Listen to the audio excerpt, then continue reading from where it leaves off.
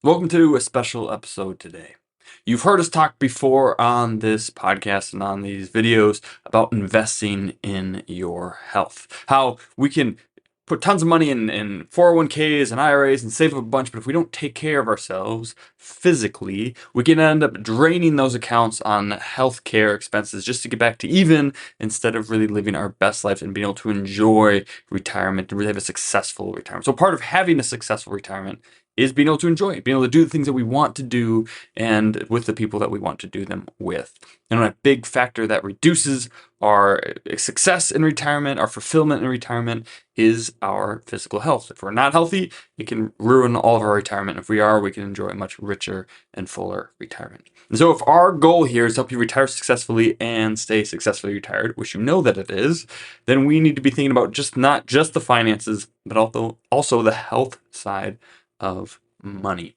So we talked about it before, right? That one of the things that we should invest in addition to retirement accounts, is investing in your health. In fact, episode 71, 72, and 73 talked about investing in your health instead of just in your health insurance and to make those good investments. But I want to give you a tangible way to do that. And I recently met a man named Kyle Case who runs the Senior Games. This is a national event that happens every year where folks over 50 can come together and compete, and there are numerous benefits to doing that. And so just the more I learn about it, the cooler I think that this program is, that this event is. And instead of just giving you ideas or inspirations of things to do, like invest in your health, I want to give you a practical way that you could do that. And so rather than explaining what the Senior Games are and how to do that, I decided just to have Kyle on the podcast. And so for today's podcast, it's going to be an interview with me and Kyle. We don't do this a lot, but I thought it'd be fun to switch it up and do this. I'm not getting paid. I don't get any kickbacks or anything from doing this. I just really think the Senior Games are awesome, and I wanted to give you guys a glimpse into what that would be. So stick around. Kyle shares some great stories, explains what it is, shares some great stories from the game, some great benefits that will help you in your retirement, and we'll go from there. So we'll just play the interview, and then I'll come back on at the end just for some closing thoughts. Hope you enjoy this interview with Kyle Case. Well, Kyle, thanks for coming on the Retirement Mentorship Podcast today. Super happy to have you here. Oh, thank you, Freeman. What a pleasure and an honor. I'm really looking forward to our visit. Yeah, so I already sort of introduced you in the games in my intro here, but why don't you just tell us what is the Huntsman World Senior Games and how did they get started? How did you come to this whole thing? Yeah, absolutely. Thank you. The World Senior Games, the Huntsman World Senior Games, is an Olympic-style sporting event. So, think of the Olympics. There's multiple sports. Our event just happens to be for athletes over the age of 50, and that is the only requirement. There's not anything else. You don't have to go to somewhere else and then qualify and then come to our event. It's an open event, so it's available to everyone. The only requirement is that you be over the age of 50. And it's actually the largest event of its kind in the world for athletes over the age of 50. We host almost 12,000 athletes every year. We have 36 different sports that are offered, and it always takes place in St. George, Utah. And we do it every October, and it's just a great event, opportunity for people to set some goals and work towards those, but also to be engaged and active and physically fit. And it's just an amazing, wonderful program. It actually started, Freeman, in 1987. That was the first year that we took place. And since then, we've just grown and expanded and, again, become the largest multi-sport event in the world for athletes over the age of 50. And we just, love what we do here. We want to eligible to come and be a part of it. It's just an amazing, fun, spectacular event, if I can use all those superlatives in one sentence. That's awesome. So where are these and when, like, is it coming up here? When's the next one? Is this an annual thing? How often does this happen? It is. It's an annual event. It happens every October. And a lot of events like ours will bounce around to different locations. Ours actually stays in the same place. So we're in St. George, Utah, which is in just the southwest corner of the state. It's about an hour and a half north of Las Vegas. We're actually closer to Vegas than we are to the Salt Lake City. So a lot of people will fly in directly to St. George. We do have a regional airport here, but many people will actually fly into Las Vegas and then get a car and then drive on up and take advantage of Vegas on both ends of the games, but then also the games themselves, and then some of the amazing amenities that are available here in our area too. So we've got, we're like an hour away from Zion National Park. We've got state parks, just an amazing array of opportunities to participate in the sporting event of your choice for sure, but also to just enjoy the hiking and the shopping and the dining of a pretty amazing area. That's awesome. So yeah, tell us so what kind of sports are there, and what can you compete in? Yeah, so we offer, like I said, 36 different sports. So if you can think of a sport, we're probably offering it. Every once in a while, I'm surprised by kind of a fringe sport that I've never heard of or never considered before. But we have everything from archery to volleyball. We have many of the traditional Olympic sports. So your basketball, volleyball, track and field, swimming. We have a few kind of fun and unique specialized sports. We offer pickleball. That's become such a big thing. It's not even really considered a specialized or a fringe sport anymore. It's on No. ESPN and all over the place now. We were one of the very early adapters of pickleball. So we've been offering pickleball for 20 years at our event. But we offer that. We have badminton, tennis, table tennis, just a wide variety of sports, and they're all listed on our website, seniorgames.net. And you can go through and kind of see what's available. We've got 5Ks and 10Ks, and we've got a triathlon. So almost anything that you're interested in, whether it's an individual sport or a team sport, we're offering it, and you can come and be a part of it.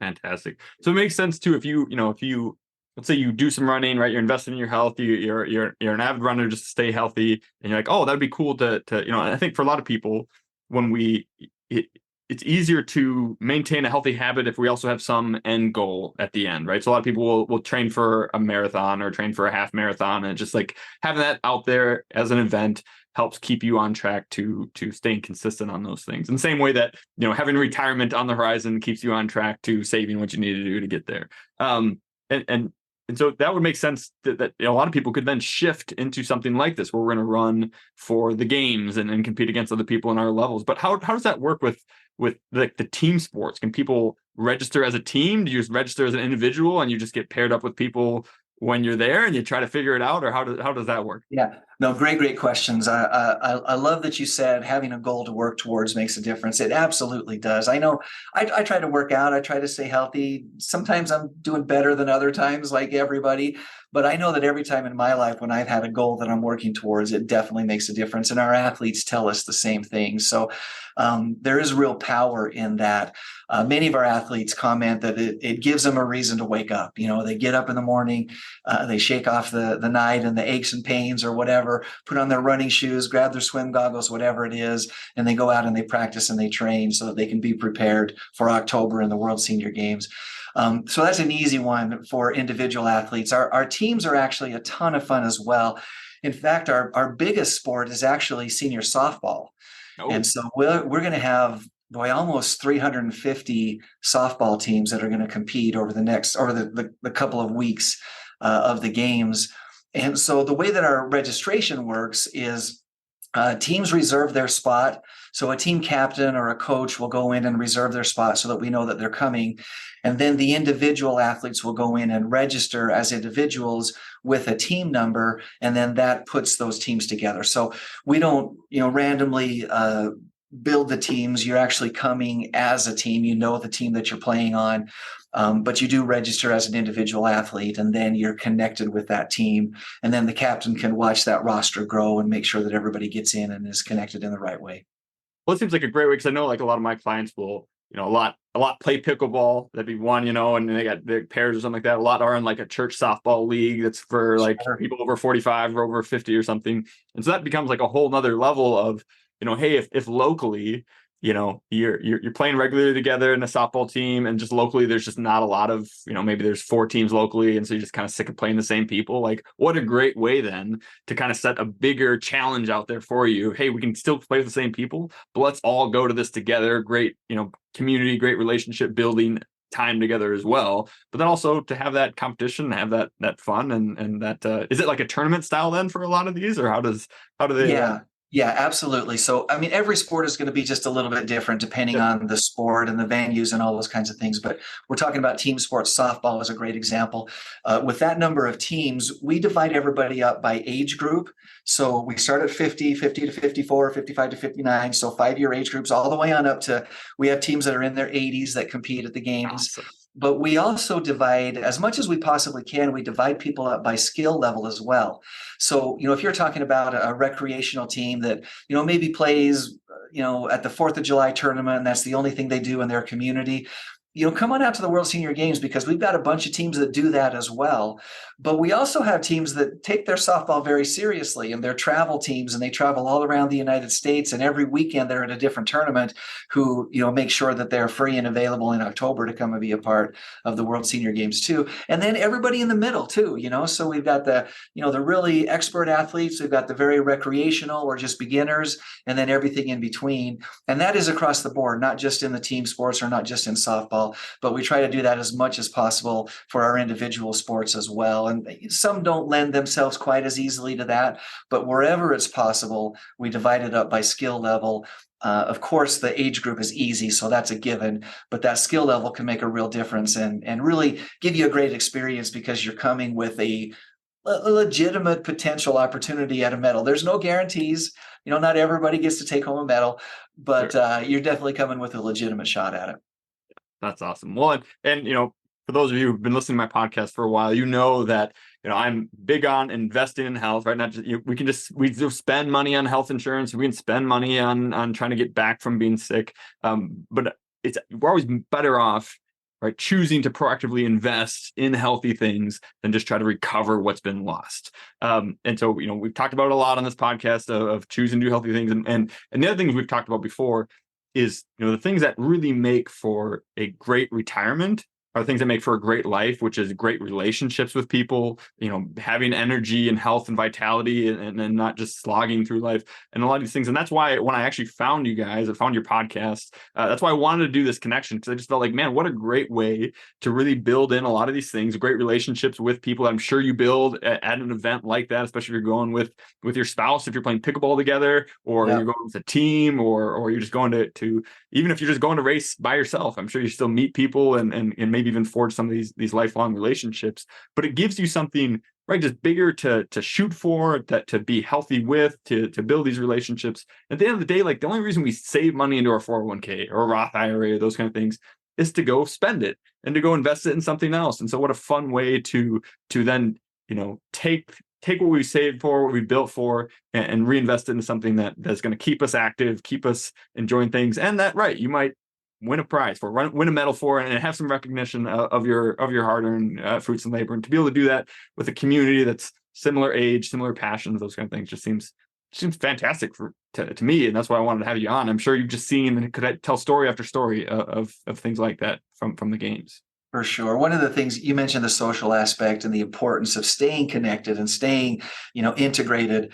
Our athletes tell us, time and time again, that they come to the games initially because they heard about the games, they wanted the competition, but they come back because of the camaraderie and the friendships and the relationships. So there really is something special about senior and master sports that just, it creates a sense of family. People really consider coming to the games in October kind of like a family reunion. We hear that phrase over and over again.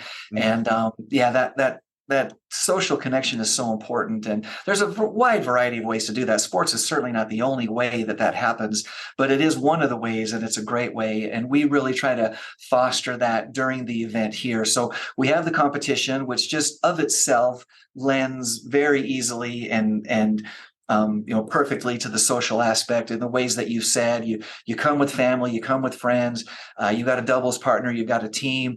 The people that you compete against become your friends and extended family as well. But then we also have social events that go along with it. So we have our opening ceremonies, we have a concert and celebration, we have what we call our friendship festival, which is just an opportunity for people to come together and just relax and socialize off the field of competition, regardless of sport, and just come and create those, like you said, those lifelong bonds and those lifelong friendships. So the social aspect, the health aspect, the overall wellness aspect is really big for us. Yeah, yeah. What I guess what speaking of those stories and the things that you hear and what like any favorite stories that you can think of that have come out of the games that you want to just share quick for people so they can get kind of an idea of what they'd be in for. Oh man, there's so many stories. I could just go on and on and on. Let me just share two quick ones. One of my very favorite stories that actually happened, I believe it was my second year here at the games, and this is my 17th year, so I've been here for a while. I could tell you lots of stories, but I met one gentleman who was swimming, and I was over at the pool, and I happened to just be standing at the scorer's table, and he had asked for a printout of his times. And he was looking it over, and he actually had a question about the lap counters, and he wasn't sure if he had swam the right number of laps. So it just kind of a scenario that happens in a swim meet, and he was just reviewing it. And we got it all sorted out. He actually had swam the right number of laps, and everything was fine. Everything was kosher. But he had that score sheet, and he asked the official if he could keep the score sheet. And the official said, of course you can. And since I was standing there, I just said, so you're going to take that home and kind of brag to your friends about the time that you got in this 1500 race that you just swam? And he was like, no, I'm actually going to take this home and show it to my doctor. And I was like, show it to your doctor? Why? Yeah. He said, I don't know, 6 or 8 months ago, it must have been, he had to have a pacemaker put in. And the doctor said, we're going to put this pacemaker in, and it's going to affect your mobility, and there's going to be things that you can't do. You're maybe going to have to give up swimming. And he's like, that's non-negotiable. You need to put it over in a different place. You need to recenter it. You need to do something different because I can't give up swimming. And so they made whatever accommodations that they needed to. They put it in there. It's working perfectly. But he wanted to go back and show the doctor that he was able to continue to swim and to swim successfully. And I thought, for me, I felt like, what a perfect example of what active aging is, and not giving up, and just keeping a focused mindset of what it is that you actually want to accomplish and what you want your life to be. And I've always remembered that story. I think I'll always remember it. Just a great example of a perfect example of a gentleman who really wanted to go on and keep doing the things that he loved to do, and made sure that he was able to do that. Love that story. Then the second one that I wanted to share again very quickly is my mom's story. When I first started working with the games, I started working on both of my parents. You got to pick a sport. You got to pick a sport. You're eligible. Come and do it. And after, I don't know, several years of I'm too busy, I'm not in shape, all the excuses that we use, I finally convinced my mom to sign up for a 5K race.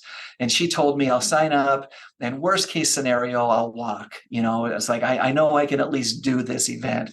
And it's worth noting too, for my mom, like, she just never had any opportunities to compete in organized sports as a kid. When she was a young lady, they didn't have high school sports. It just wasn't available to her. So she grew up, she excelled in a number of other things. She's a fantastic piano player. She was a great mom. She spent all of her mother years running around after 6 kids that were very involved in sports. So, she had a lot of good things going for her, but she never had the opportunity to be an athlete herself.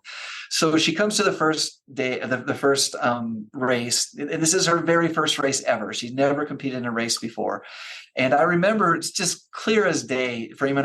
I'll always remember this. My mom is standing there in, like, I don't know, like, I guess you would call them clam diggers, or like, I call them culottes. They're very long shorts. I think they're made out of denim. She had a very long, baggy T-shirt on, and she was standing right next. They call the racers up, and my mom, not being an athlete, didn't know that the fast racers go to the front of the line, and the slower racers generally congregate at the back. She didn't know she was called to the starting line, so she walked right up to the starting line. She was standing right next to a woman that had, like, racer goggles on, and she had a sports bra and like a kind of a briefs that she was running, like they wear at the Olympics. And here was my mom standing right next to her. And I thought, this is a perfect mental picture of what's going on right now. Anyway, they fired the gun, and of course all the runners went out, and then, eventually they all came back, and my mom crossed the finish line. And Freeman, we were so excited and proud of her. She had never had this opportunity, and here was her very first time that she'd ever done it. So I come up to her and I'm like, Mom, how did it feel? Like, what was that like? And she said, I loved it. It was actually pretty fun. But I will say that I got out on the course, and everybody started to spread out a little bit. And she just ended up behind an 85-year-old gentleman. And she said, I got there behind him, and I didn't want to pass him because it just felt rude. And so I just stayed running along behind him all the way through the race. I said, Mom, it's a race. That's the point. Like, you're supposed to pass people. That's why we're here. She said, I know. Of course, I know that. But she also said, you know what, Kyle, I'm going to come back next year, and I'm not just going to participate, but I'm going to actually race. And so she went home and she did practice, and she was diligent with it, man. She woke up every morning. She would go to our church where I went to church when I was a kid, and she would run around the gymnasium. She had paced off how many steps, how many laps she had to run to be 3.1 miles. She came back the next year. She was excited and ready to go because she had now prepared herself. And the pistol fight, this time she was a little bit more athletically dressed. She had a little more form-fitting athlete shirt. She had some leggings on. No She was denim. ready to go. Yeah, she had some tennis shoes. She was set. She was ready to go. The pistol fired. She goes out, and we knew that she had put the time in. And so as a family, we were kind of congregating around the finish line, hoping that she would, maybe, cross your fingers, win a medal in her age group. And so we were very interested as the first age group in her age group started to cross the line. The first lady comes across. Of course, it's not my mom, but that's okay. There's still 2 medals left. The next lady comes across, and there's nothing wrong with a bronze medal. Then the third place lady comes across, and we're like, it's about the experience. It's not about medals. And anyway, we're going along, and of course, I'm in charge of the event, so I get called away to set up some tables and chairs for a social event. I come back to the finish line just in time to watch a lady come around the corner of these bushes. She just came around the bushes, and she was just like, I don't know how to describe it except for to say she just seemed like she was in trouble. Her knees had locked out. She couldn't bend her knees. She was bent over double at the waist. And I thought, she's going to fall. She was just staggering. So as an event organizer, I ran over there to help her so she wouldn't, fall down and hurt herself. And I was about 3 feet away from her when I realized that lady was my mom. And I'll tell you, I have never been more proud or terrified in my entire life. I couldn't believe she had given everything that she had to this race, but I'd also never seen my mom in a state like this before. So I grabbed her by the arm, and she was cold and clammy and sweaty. I mean, Freeman, she had given everything that she had, everything. And I was like, Mom, you made it. You made it. You're right here. There's the finish line right there.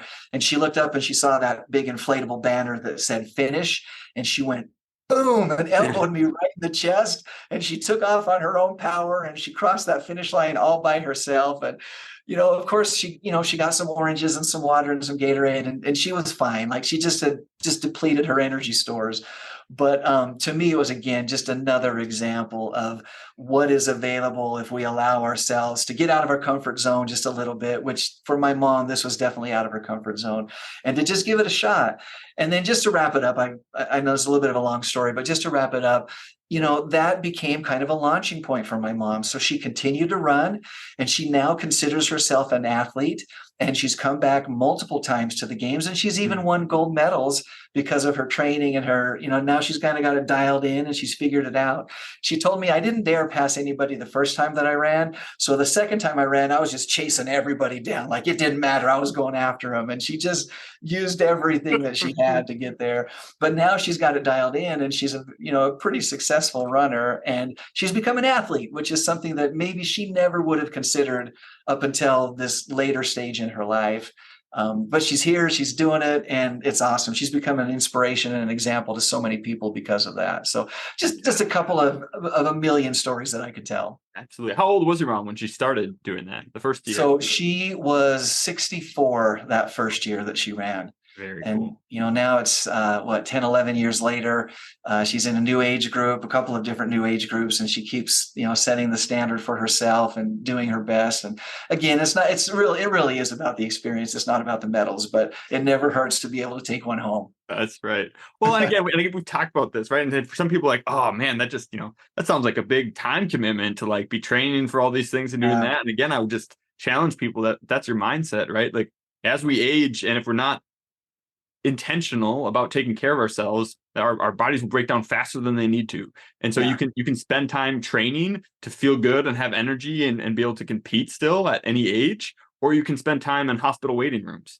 Yeah. and Medicare, insurance offices and all these different things. And so like, where do you want to spend your time, and how do you want to feel the rest of your life when you're doing that? If you're like, oh, well, this sounds like maybe a lot of money. And again, you can invest your money in feeling good and in optimal health at any age, or you can spend it on higher insurance premiums, on Medicare Yeah. supplements, on all these other things. And so it just really becomes, where do you want to spend your time and money on trying to avoid being sick, or do you want to invest your time and money in being well and being strong and feeling good about yourselves? And to, even for someone who's never been an athlete their whole life, to be able to take on that identity in your mid 60s for the first time and then carry it on for years after that, like, what a Yeah. terrific example and a worthy goal, I think, for anyone listening. So that's For fantastic. sure. And my mom is just one of many, many people. A lot of times people think, oh, I can never do the World Senior Games because I played sports when I was in junior high, but then I didn't do anything for, 4 decades or 5 decades. But so many of our athletes either come back to a sport after a long hiatus, or many of them just pick up something new. And then it becomes, again, part of their lifestyle, and it becomes the thing that drives them. And so many benefits. You talk about it's an investment, not an expense. And I think that's such a great concept to keep in mind. Yeah. So if, let's say, what someone's listening to this, right? They're 51. They're right on the, we kind of, we always talk about here, we're helping folks over 50 to retire successfully and stay successfully retired. So maybe they're right on the bleeding edge of listening to this podcast, and they're thinking, okay, I guess I would technically qualify for that, but man, I haven't done anything active in 4 decades, or maybe my whole Yeah. life. Yeah. Is there any minimum requirement for health, or maybe like, is that still something like, still go this October just to like get your feet wet and have something to then improve upon the next year? Or, is it start off on a training plan now so that you're ready for 2024? Like, what's the advice there to people who are brand new, or really, hopefully we've inspired somebody like, yeah, that's right, I do want to be active. I'm Yeah. sick and tired of being sick and tired, and maybe I need to be healthy and energized instead. What would you tell someone in that situation? Yeah, so this is obviously a very personal decision that you'd want to make, and you definitely want to make it in consultation with a healthcare provider for sure. Yeah. But there are absolutely things that you can come out and do that are maybe a little less physically strenuous. Like, for example, we have horseshoes, we have shuffleboard. So if you want to just come out and get a taste for what the games are about, for what senior sports are about, for what the whole experience of the World Senior Games can be for you, then you can absolutely come on out and maybe participate in one of these slightly less rigorous sports. Now, don't get me wrong. The people who compete in these sports are still, they're experts in their sport oftentimes. So it's not a comment on, well, these are the beginner sports and these are the expert Right. sports. But there are some opportunities if you're just like, hey, I've never even dreamed of anything. I don't think a 5K is for me. I'm pretty sure I can't, get in a swimming suit and swim. Like, that's not for me either. There are some great opportunities, but I would say maybe even better than that. If you're just barely brand new and just thinking, hey, I just want to put my toe in the water, come and be a volunteer. Mm, We need about 3,500 volunteers to pull the mm, games together. And many of them are local, but some people do travel just for that opportunity. And if you want to talk about health benefits, there are obviously incredible health benefits to being an athlete, but there are some amazing health benefits to being a volunteer as well. You have less anxiety, depression, heart disease.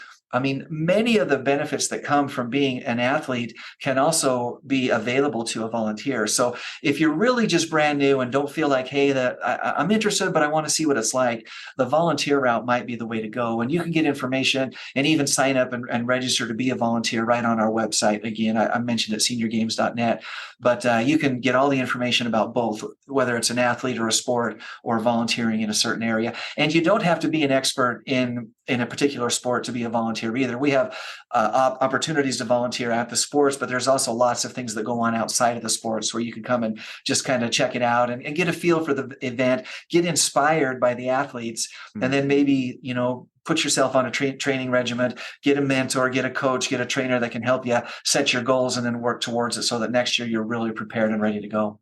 No. Well, I think it's cool too, even just like, so my wife is a big CrossFitter, and so she watched the CrossFit Games, which just happened here, and they have their Yeah. masters level things which are I think 50 plus. I'm not sure where theirs breaks off, but then you see these people that are in like their 60s and 70s, like doing pull-ups and throwing weight up over their heads and running all Yeah. these things. It's inspiring to me, right? And so to have an event like that where you can go there, even if you're not ready to compete yet, but see it again. Right, we want to learn, and we want to build belief, and we want to inspire action around here. And so, what a better way to inspire choosing an active life than to go see it firsthand? And again, we watch a lot of professional sports or Olympics, and it's all these people in their 20s and 30s, and you're like, oh yeah, that's for those people, and it's not, right? Just because it's not televised doesn't mean that it's only for young people.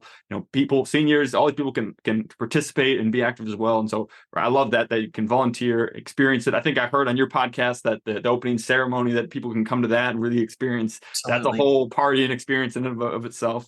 And so yeah, if you're listening to this and you're wanting to travel, you're thinking of doing some travel and some vacation, and you're thinking of just sitting around on your butt doing nothing, maybe challenge yourself to, hey, flying to Vegas, right? That's usually cheap. Flights are cheap there from Yeah. almost anywhere. So go up to the games, experience that, volunteer, and maybe make that part of your journey to being more active and more healthy, and investing more of your time and money into your life and I enjoying think it. it's a great way to go. I think it's a great way to go. What's the best way to either get involved in the games, to be an athlete, or to volunteer? I think you mentioned already seniorgames.net, but is that just the first place to go, or is there somewhere better?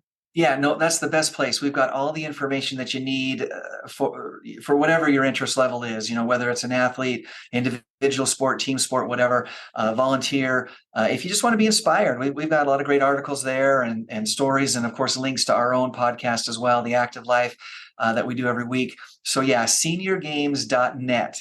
And that's all one word, seniorgames.net. All the information that you can need to know about the games, and then also opportunities to register either as a volunteer or as an athlete if you're interested in that as well. And we'd love to have you come out. It's just a great, like I said, great family reunion. We'd love to have you be part of our family. And you mentioned too, just the podcast and stuff. You do have a weekly podcast. I think you can find that anywhere podcasts are available. What was that podcast called again? It's called the Huntsman World Senior Games Active Life. And Perfect. yeah, it's available on all the platforms. And again, just a great way to kind of keep that inspiration going. We have a wide variety of guests. Freeman, we've had you on our show before talking about the crossover between health and wellness, and physically as well as financially. We've had former Olympic athletes. We have some of our own athletes. We have trainers, healthcare professionals, all kinds of different ways to learn more about how to live your best life and then apply those, and really get after it and get it done. So yeah, check that out as well. Links on our website to the podcast too, seniorgames.net. Perfect. And we'll have links to both seniorgames.net and to your podcast right in the show notes of this podcast. Or if you're viewing this on the blog, it'll be right in there too. So you can just go there and find quick links straight out to them. And yeah, right. So, that's why I love having Kyle on, right? We're definitely not competitors. There's a very much an alignment of physical health and financial health coming together. And so, this is encouraging to you guys, or intriguing or inspiring. Go listen to their podcast. I've listened to a bunch of episodes. It's great. And it's just a great way to stay connected and stay inspired to live that active life all the way through, right? And I mean, how would you say you have athletes in their 80s, right? So it's not even just for people 50 to 55. Like, Oh, yeah, even older than that. Last year we had 100-year-old swimmers. Charlotte Sandel is her name. She's from Wyoming. She's just an incredible individual, and she swam at 100 years old. We have plenty of athletes that are in their 90s, so we'll take you on up to whatever age. Just it doesn't have to be limiting. Your age doesn't have to limit you. And lastly, I know I have some listeners that are not 50 plus that somehow tune in, which is great. Glad to have you, even though we're kind of pushing that upper demographic. But if you're not 50 plus, that means your parents are probably 50 plus. And so maybe do like Kyle did, and then, send this episode, send Active Life to your parents and say, hey, what a great way to inspire and help your parents or someone else older to get involved as well. So always a way that we can come together to help one another out. So, Kyle, it's Absolutely. been awesome having you on today. I appreciate you taking some time to tell us about the senior games. Appreciate all of your work that you're putting into that. What a great event. And I hope that a bunch of these listeners take action and get involved in any way they can. Thanks for coming on. Thank you so much, Freeman. It's been a real pleasure. It's been fun to visit with you. You too. Take care. I hope you enjoyed that. I really enjoyed that conversation with him. In fact, I was actually on his podcast as well and enjoyed that conversation with him. So if you want to check out more about the senior games, again, that's seniorgames.net. You can also go to retirementorship.com/127. That will be the blog for this episode here. So it'll have the video in there. It'll have all the links out to seniorgames.net and to the Active Life podcasts that they run. They're much farther in their podcast than I am. It seems like a lot of great stuff. I listen to a bunch of those. And I'm actually guesting on his podcast as well. It might be coming out the same day as this one is, or maybe next week. I'm not exactly sure. But that'll be a good one to do. And one of the things that we talk about in that podcast is some other healthy money moves that you can make with your finances. And so we're going to talk about that next week, making this a little two-parter on, again, just investing in your health, doing smart things with your money that also help your health, and doing smart things with your health that also help with your money. So we'll see you next week with that episode. I hope you have a great week. Cheers. I hope you enjoyed that. And if you did enjoy that, you would love being a part of our free membership community. It's called Retire Membership, and you can sign up today completely for free. When you do that, you get a host of bonus and exclusive content that we don't give out anywhere else. For example, you can buy my book, 3D Retirement Income, on Amazon, but if you become a Retire member, we will send you one for free or give you the audiobook and ebook just for signing up. You also get additional bonus content, exclusive content, including Client Corner insights from some of the best minds in behavioral investing, workbooks to go along with our workshops to help you get the most out of it, and more ongoing bonus and exclusive content. Some of this you can't get anywhere else, and so we would love for you to join our community. You can join now at retiremembership.com. Otherwise, there's a link in the description of this video where you can sign up.